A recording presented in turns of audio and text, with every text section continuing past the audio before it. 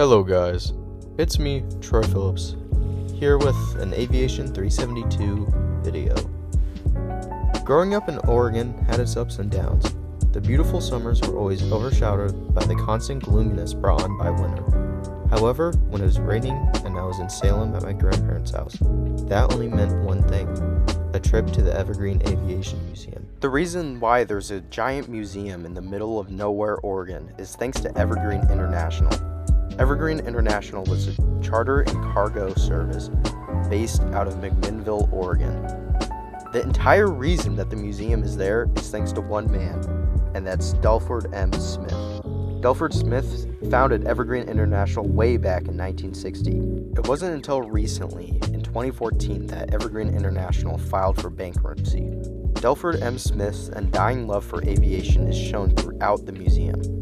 Like, look at the road leading to the museum is a runway, and it even has the correct headings. That's a man who knows his stuff. As previously stated, there are two main buildings. First, we'll be looking at the space building. Guys, skunks suck. They really do. Like, look at this guy. So stinky, so nasty, like, ugh. But when you name your brand after a skunk, it better not stink. That is exactly what Lockheed Martin did. Have you ever looked up in the sky and seen a UFO? It probably wasn't a UFO, it was probably Skunkworks. Skunkworks, which is a subdivision within Lockheed Martin, is focused on researching and developing highly classified and secret advanced aircraft types. Skunkworks' first big success was in the U-2 Dragon Lady spy plane. In the first couple of years of the Cold War, the U-2 was the workhorse behind spying over Russia, until 1960 when one was tragically shot down by a missile. The United States Army went back to Skunkworks, asking them for a better plane. Someone at Skunkworks decided, hey, if you can't beat the missile, become the missile. That is exactly what the SR-71 program was set to be. The SR-71 flew at Mach 3.2, faster than most bullets fired from any gun, and at a cruising altitude of 85,000 feet, right on the brink of space. The term badass is only in use today because of this plane. Honestly, I completely love this plane. Like, how can you not like anything this fast?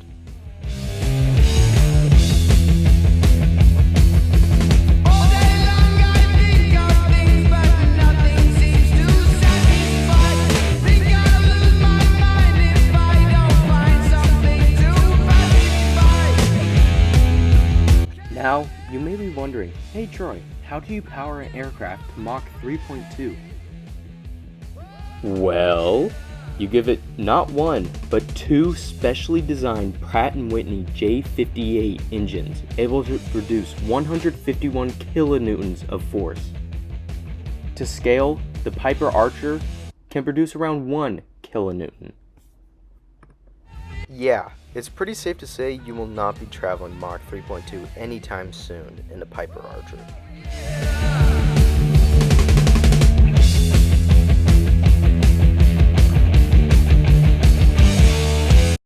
In total, only 32 SR-71s were ever built. For Evergreen to have even one is like a hidden gem. But in the 1990s, NASA acquired two for further testing. The one that Evergreen has is one of those. That's like a diamond in the rough. I really love that Evergreen opened up the engine bay just to show the engine, to show how much of an engineering marvel it was. The SR-71 is the fastest manned air-breathing aircraft of all time. Now this may make you think, what is the fastest aircraft of all time? Well, that award goes to the North American X-15. This plane flew at a solid Mach 6.7. That is fast. Now Evergreen does have one of those, but it's a replica. And the X-15 never took off on its own and was a rocket. So really, I think the SR-71 is the fastest true aircraft of all time. In the 1970s, if you didn't want to fly high and fast like the SR-71, but still wanted to be undetected, is an oxymoron. Flying at a lower speed and altitude meant the aircraft would be susceptible to enemy missiles. The USC needed an aircraft to do so and not be seen, so they turned to Skunkworks. Skunk Works created an aircraft that could do so at half the altitude of the SR-71, fly at speeds below Mach 1, while having the radar cross-section smaller than a seagull. The F-117 introduced the future of aircraft warfare to stealth. The F-117's main objective is to penetrate enemy airspace, drop bombs without being seen, then come back. The F-117 didn't have any external gun ports nor air-to-air missiles. The F-117 is designated as a fighter simply because the F designation sounds much more enticing than B-117 for top US pilots. The world found out about the true destructive power of F-117 during the Gulf War. In Operation Desert Storm, 42 F-117s dropped over 2,000 bombs on Iraq and Kuwait. The first fighter to enter enemy airspace undetected and credited with dropping the first bombs in Operation Desert Storm is a special aircraft. That's the plane that Evergreen Aviation Museum has. Lone Wolf served for over 22 years, flying 39 combat missions in Desert Storm and 8 in Iraqi freedom. A cool story about Lone Wolf is the artwork depicted in the bomb bay doors. David Moore, a pilot for the Air Force, was flying his F-117 he already nicknamed Lone Wolf. He nicknamed it Lone Wolf because it's what it felt like flying, all alone, undetected in the dark.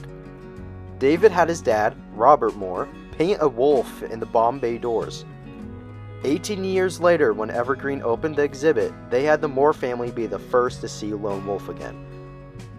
Robert Moore even signed the artwork. Since we're still in the space building, I have to bring up the Titan II SLV that Evergreen has. It is the only remaining Titan II SLV in existence. This rocket carried the Gemini capsule and was a stepping stone for America to eventually land on the moon. Evergreen also has an RQ-4 Global Hawk hanging from the rafters. Recently at the Grand Forks Air Force Base, a team flew a Global Hawk for 38 consecutive hours, the most of any Global Hawk in history. Below the Global Hawk, there is a Boeing Antistu Scan Eagle, which may look similar. Now, I just want to go on a little tangent here. My only big downside with this museum is the sheer amount of unorganized aircraft. You have A-10s in the parking lot. You have a 727. There's this Boeing 747-100 out front. And what? Is that a Boeing 747 on top of a building? Yeah. Evergreen holds the one and only record of the only 747 on top of a building. Getting the 747 in McMinnville, Oregon was a task of its own. They had to specially customize the airport that's across the street of the museum and lengthen the runway just to land this beast. When you're piloting what's an aircraft's final landing, you want it to be as smooth and nice as possible. Kind of like a nice warm goodbye. Boeing 747-100 typically needs around 5,000 feet to land. They extended the runway to 5,400 plus another 1,000 of overrun. These pilots only landed the plane in 4,000. They didn't even need to extend the runway in the first place. From there, they taxied across the street to the airport on the other side of the road, hoisted it up using one of the only 747 slings, and put it on top of the frame of the new water park. It's kind of ironic that there's slides coming out of the 747, because when you hear aircraft and slides, that usually means water landing. And, well, this really is a water landing. Yes, those are water slides coming out of a 747. There are 4 slides that you climb up all these stairs all the way to the roof into the 747 and then slide all the way down. The entire water park is aviation and space themed, which is quite unsweet for Evergreen. Now, when I was younger and visited Evergreen, all my friends would ask, "Oh, Troy, you're going to the water park." No, I'm going to Evergreen for one reason. One reason only. That's right, it's time for the main attraction, the entree. The reason you went in the middle of nowhere, McMinnville, Oregon. The Spruce Goose. Located across from the space building, the much larger aviation building houses the world's largest flying boat ever. And the second largest aircraft by wingspan ever. The life work of famous aviation pioneer Howard Hughes, the H-4 Hercules, or better known as the Spruce Goose, It was built in 1947. The Spruce Goose was big. Its wingspan is 320 feet, almost two 747 wingspans combined. The Spruce Goose held the record for largest aircraft by wingspan for 72 years, until 2019 when it was finally dethroned by Stratolaunch. 72 years is a lot in aviation. In that time, both the SR-71 and F-117 made their first and final flights. Also in that time, Evergreen managed to put a 747 on top of a water park.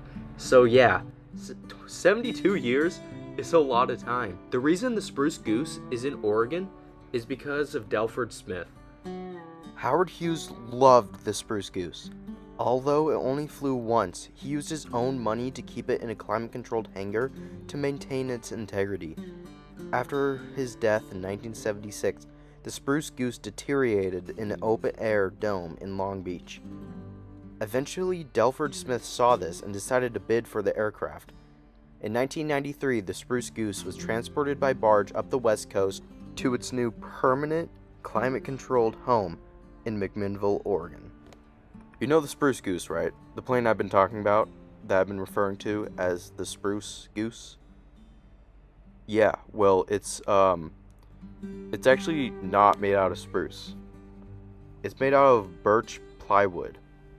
Now, the reason why the Spruce Goose was made out of birch was because metal was just too expensive during the war. Which honestly, making a plane this big out of wood makes it even more impressive and more iconic. Which is exactly what the Spruce Goose is. Iconic. The Spruce Goose only flew once. In that one flight, the lumbering beast flew for around 30 seconds and 1 mile. Howard Hughes had a vision for bigger aircraft. It wasn't until the 1960s when Pan Am approached Boeing that these visions were fulfilled. Now, if you ever want to see either one of the aircraft, the Spruce Goose or a 747-100 on top of a water park, then you may go no other than Evergreen Aviation and Space Museum. I hope you liked my virtual tour. If you ever visit Oregon, I highly recommend taking a visit, but if not, I hope my short tour was worth your time. Thank you so much for watching. Later.